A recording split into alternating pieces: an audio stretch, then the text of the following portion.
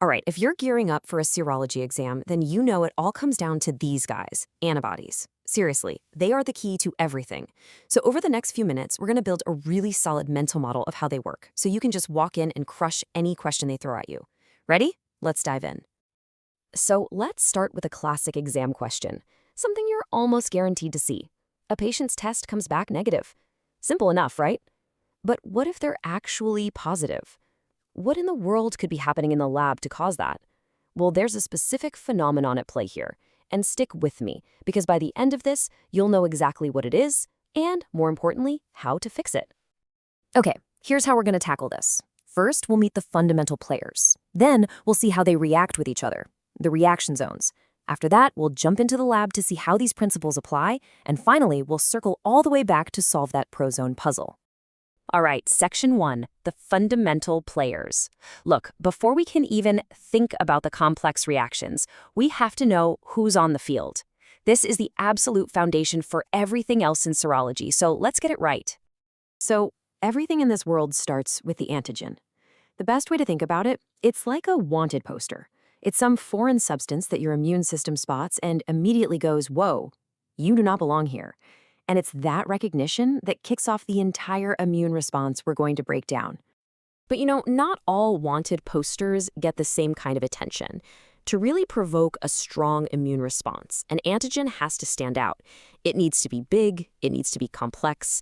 Think of it like a detailed, full-page wanted poster versus some tiny little footnote in a newspaper. And of course, it has to be foreign. The more different it is from our own body cells, the more the immune system freaks out. Definitely know these 4 characteristics for your exam. So when the body sees that wanted poster, it sends out its 2 main antibody soldiers, IgG and IgM. Now, think of IgM as the SWAT team. They're the first responders, crashing onto the scene during a brand new acute infection. IgG, on the other hand, they're like the seasoned detectives. They hold the immune system's long-term memory, and they show up for any repeat offenses. And clinically, this is huge, right? If you find IgM, you're likely looking at a new infection. If you see IgG, it's probably a past infection or a vaccination.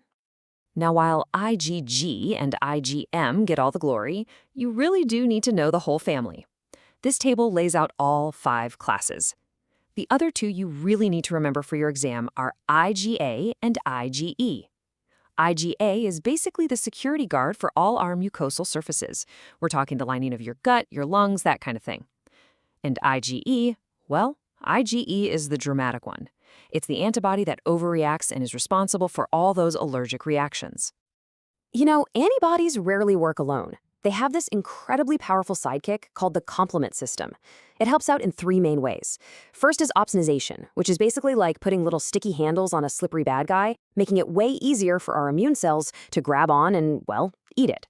Second, it causes inflammation. It's like sounding a giant alarm to call for backup. And third, and this is pretty cool, is lysis. The complement system can build something called the membrane attack complex that literally punches holes in a target cell until it just pops. Okay, so now we know the players on the field. Let's move on and see what happens when they actually start to interact. This is really the main event, because these reactions are what produce the visible results we actually see and measure in the lab.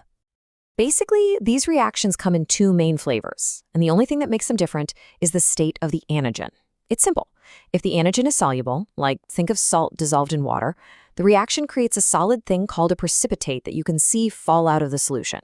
But if the antigen is stuck to a particle, like a red blood cell, the antibodies act like glue, clumping all those particles together. And that's what we call agglutination. And this right here, this is probably the single most important concept you need to grasp to understand any of this. It's not enough to just have antigens and antibodies in the same test tube. They have to be there in the right proportions. That ratio, it is absolutely everything. This idea is the key to a critical concept you are definitely going to be tested on. So what happens when that ratio gets all messed up? Well, let's start with something called the prozone. This is what happens when you have way too many antibodies. Imagine a dance floor with 100 people, but only 5 partners to dance with. Everybody grabs a partner right away, sure, but no one can form those big interconnected dance groups because all the partners are already taken. You get no cross-linking, no visible clumping, and the result? A false negative. then you've got the sweet spot. This is the zone of equivalence. Let's go back to our dance floor. This is when you have the perfect number of dancers and partners. Everyone can link up, creating these huge interconnected groups all over the floor. This makes a massive visible lattice structure, and that gives you the strongest possible positive result. And then, on the complete opposite end of the spectrum, you have the post-zone. This is the exact opposite problem, way too much antigen. Now it's like having 100 dance partners, but only 5 dancers. Each dancer gets totally swarmed, but there just aren't enough dancers to link all those partners together into a big, visible clump. So once again, no lattice forms, and you get another false negative. All right, theory's done. Now for the fun part. Let's see how these big ideas, prozone, postzone, and that all-important zone of equivalence, actually play out in the laboratory tests that you're going to see on your exam. When you look at lab tests, they basically fall into 2 big buckets. You've got your lattice assays. These are pretty simple. They only work if you can physically see the clumping with your own eyes, which, as you can imagine, means they're not super sensitive. Then you have the non-lattice assays, which are a lot smarter.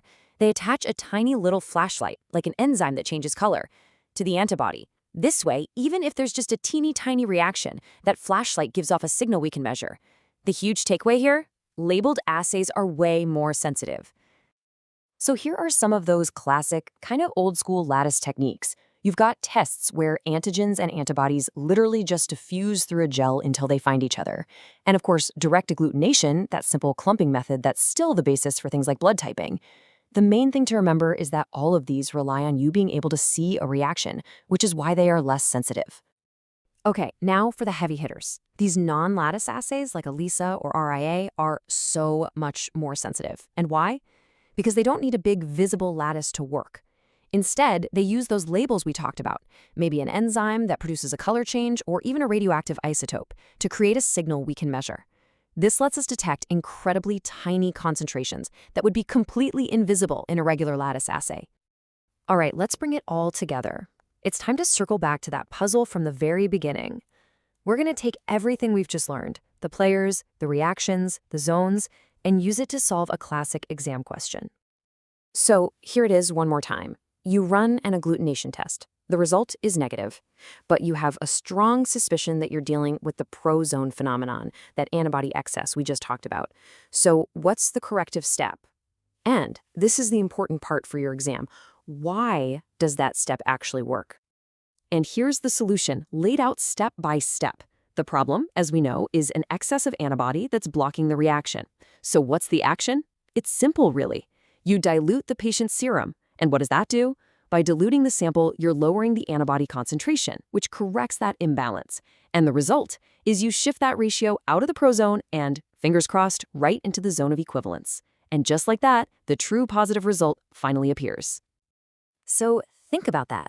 We've just seen how a simple flaw in the antigen-to-antibody ratio can totally mask a positive result, which leads me to one last thought for you.